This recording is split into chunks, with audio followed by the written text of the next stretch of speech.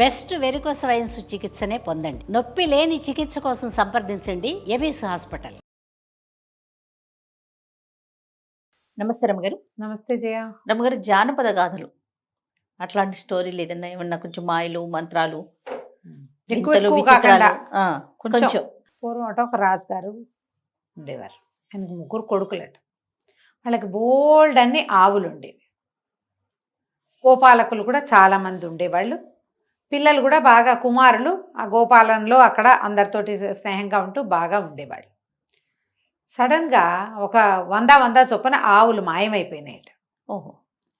ముందో 100 పోయినాయి, తర్వాత ఒక 100 పోయినాయి. ఈ ఆవులు మాయమైపోయేసరికల్లా రాజుగారు చాలా హైరాన్ పడ్డారు.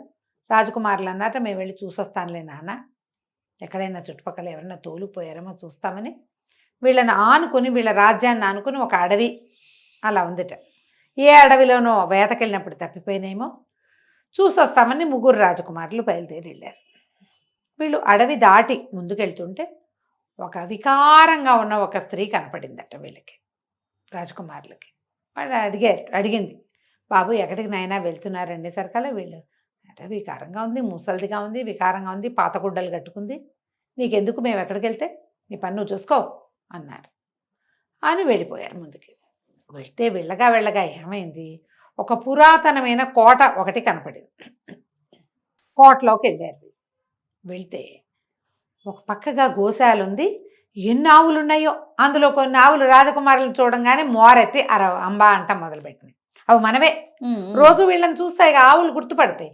అరే ఇది మన ఆవులే ఇవి, ఇట ఎవరు పట్టుకున్నారు? తీరా చూస్తే అదొక ముసలి రాక్షసి ఉంది ఆ లోపల. ఆవిడ ఆ ముసలిది గుర్తుపట్టేసింది, వీళ్ళు ఆవుల కోసం వచ్చారని. నాయన ఎంత దూరం పడి వచ్చినట్టున్నారు, బోల్డ్ ఆవులు ఉన్నాయి, నాకు ఆవుల దగ్గర పనిచేస్తారా అని అడిగింది. వీళ్ళు దాన్ని ఎటాగొట్టా మాయపుచ్చి అక్కడ పనిచేసి చల్లగా ఆవులు తెచ్చేసుకోవాలని అనుకున్నారు. రాక్షసుల్ని మనం ఏం చేస్తాం, ముసిలిది అదిలే, దీన్ని ఏం చేయలేమనుకుని అట్లాగే అవ్వ ఉంటామన్నారు. అయితే ఆవుల దగ్గరికి వెళ్ళి పాలు పితుక్కురండి నాయన అంది. సరే, ఆవుల దగ్గరికి వెళ్ళి పాలు తీసుకొచ్చారు. పాలు తెచ్చి ముసలమ్మకి ఇచ్చారు, ఈ ముసలి రాక్షసికి. అదేమో పొయ్యి వెలిగించి పాలు కాస్తుంటే కుర్రాళ్ళు ఏమనుకున్నారు, ఈ రాత్రికి పడుకుందాం ఇక్కడే, అది కూడా నిద్రపోతుంది. ముసలాళ్ళు నిద్రపోతే లేవరు, రాక్షసులు నిద్రపోతే అసలు లేవరని ఒక కథలు వినేవాళ్ళు. దాన్ని పడుకొనిచ్చి చల్లగా ఆవులు కోటలోంచి తరలించుకుని వెళ్ళిపోదానరా, అడవి దారి పెట్టామంటే ఇంక వెళ్ళిపోయినట్టు అనుకున్నారు. ముసలిది ఏం చేసింది, పాలు కాచి, నాయన పొద్దు నుంచి ఎక్కడి నుంచి ప్రయాణం చేసి వచ్చారో బాగా అలసిపోయినట్టు కనపడతారు, తలా కాసిన పాలు తాగండి అని వేడి పాలు తీసుకొచ్చి గ్లాసుల్లో పోసిచ్చింది. అందులో తలా ఒక విషపు చుక్క వేసిచ్చింది. అయ్యో. తాగేసి రాజకుమారులు 3 చొప్పకట్టల్లాగా పడిపోయారు, చాప చుట్టలలే.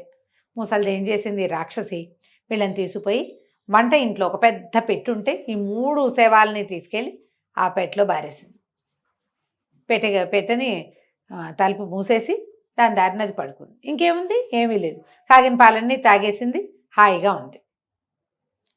తెల్లవారింది, 3 రోజులైంది, వారం రోజులైంది, ఎన్ని రోజులైనా రాజకుమారులు వెనక్కి రాలి. ఆవులేమో లేవు, 200 ఆవులు మాయమైపోయింది. రాజుగారు చాలా దిగులు పడిపోయాడు. పిల్లలు ఏమైపోయారు, ఆవులు పోయి. సరే, ఈ కుర్రాళ్ళు, ఈ ఆవులు కాచేవాళ్ళు చాలా మంది ఉంటారుగా, అందులో గోవిందుడు అనేవాడు మంచి యాక్టివ్, రాజకుమారులతో పరిచయం ఉంది వాడికి. వాడు ఏమన్నాడు, మహారాజా నేను వెళ్ళి చూసొస్తాలేండి, మీరు టెన్షన్ పడవాకండి అని చెప్పాడు. కుర్రాడు బయలుదేరి వెళ్ళాడు. వీడు గోవులు కాసే కుర్రాడంటే ఏదో మామూలు బట్టలతోటి ఉంటాడు.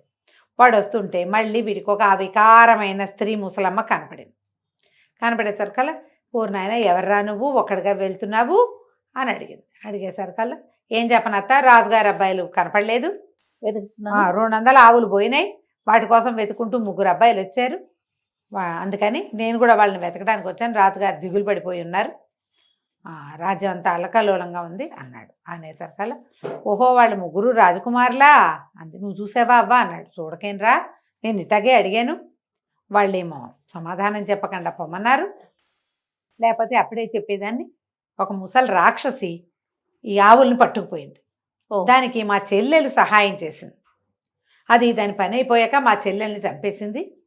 ఈ రాజకుమారులు వెళ్ళేటప్పుడే కనుక నాకు చెప్పుంటే ఆ రాక్షసుని మట్టుపెట్టే ఉపాయం చెప్పేదాన్ని అనగానే కుర్రాడు ఆశ్చర్యపోయాడు.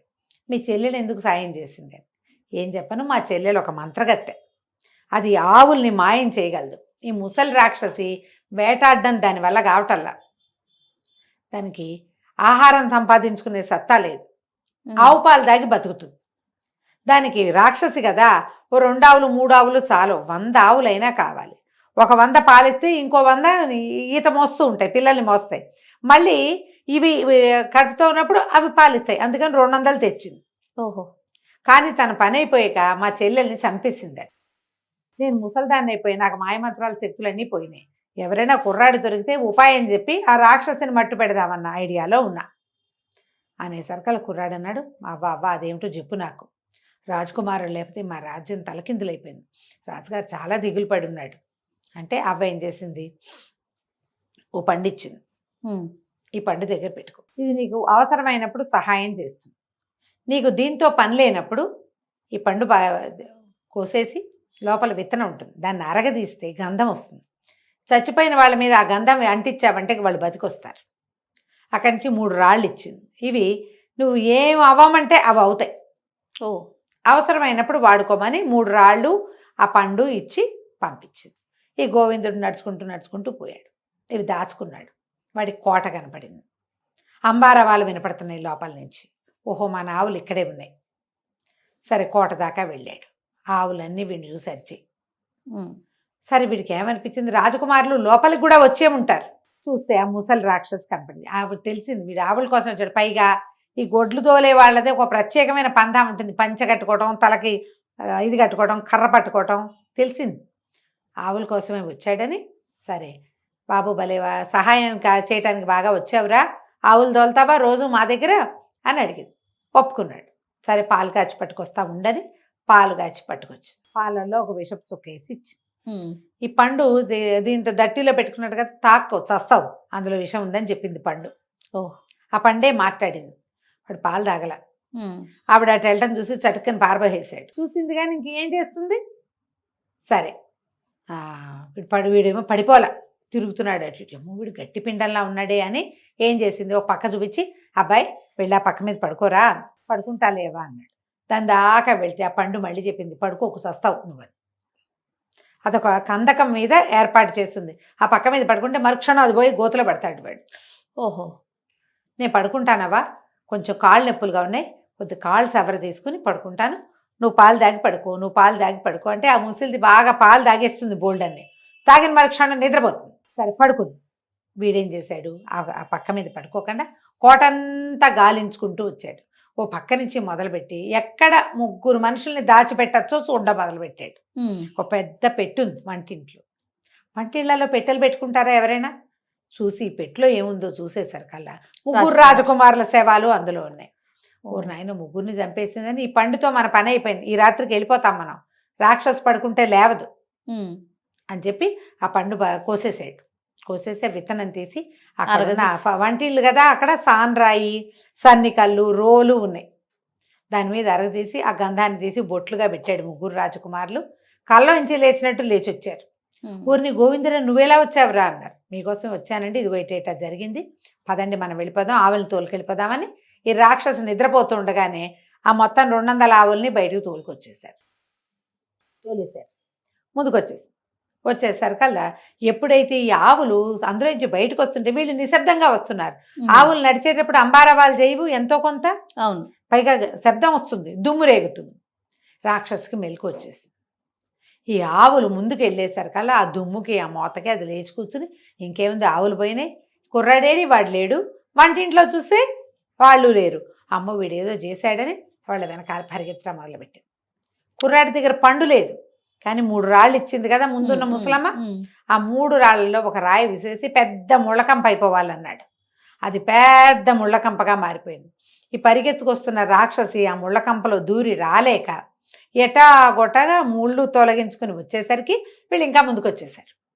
అడవి దాటితే చాలు, అది అడవి దాటి రాదు. ఇంకా ముందుకు వచ్చేసరికి అలా మళ్ళీ రాక్షసు వెనకాల పరిగెత్తుకొచ్చింది. వీడు ఏం చేశాడు, ఇంకో రాయి విసిరి పెద్ద మంట రావాలని కోరుకున్నాడు. మంట వచ్చింది. ఆ మంట మీద ఈవిడ మట్టి పోసి మశానం పోసి బట్టలతోటి ఆర్పి మెల్లిగా అది కూడా దాటొచ్చేస్తుంది. ఇంకా కాస్త ప్రయాణం చేస్తే వీళ్ళు ఊళ్ళోకి వెళ్ళిపోతారు, అడవి దాటేస్తారు. 3వ రాయి విసిరేసి పెద్ద ప్రవాహం రావాలని కోరుకున్నాడు. ఈ ప్రవాహంలో ముంచెత్తేసింది. ఈ ముసలి రాక్షసి అప్పటికే దాని ఓపిక అయిపోయింది. నిద్ర చాలా, అది నిద్ర పోతే కొంచెం ఓపిక స్ట్రాంగ్ వస్తుంది. ఉండేది. నిద్ర లేదు, ఆల్రెడీ 2 చోట్ల చిక్కుకుపోయింది. ఈ 3వసారి ఆ నీళ్లలో పడి కొట్టుకుపోయింది. వీడికి ముందు కనపడిన వికారమైన స్త్రీ వాడికి కనిపించలే. ఓహో. కానీ ఆవిడిచ్చిన ఐడియాతోటి ఈ పని అంతా చేసి వెనక్కి వచ్చేసాడు. తర్వాత రాజుగారు ఏం చేశారు, ఈ అడవి దాటి ఉన్న ఈ పాడుబడిన రాక్షసి కోటని పనివాళ్ళతో వచ్చి మొత్తం పెళ్ళగించి సమూలంగా తీసేశారు. కోటను ఉండనివ్వల. ఉంటే మళ్ళీ అందులో ఏవో చేరతాయి. ఆవులన్నీ ఇంటికి చేరిపోయినాయి. రాజుగారు ఎంతో సంతోషించి ఈ గోవిందుడికి 100 గోవులు ఇచ్చి, నువ్వు ఇంకా మా గోశాలలో పనిచేయక్కర్లేదు, హాయిగా నీ గోవుల్ని నువ్వు పాలించుకుంటూ ఉండమని కుర్రాడికి బహుమతి చేసి పంపించారు. కథ కంచికి మనం ఇంటికి. సూపర్. నమస్తే రమ్య. నమస్తే జయ.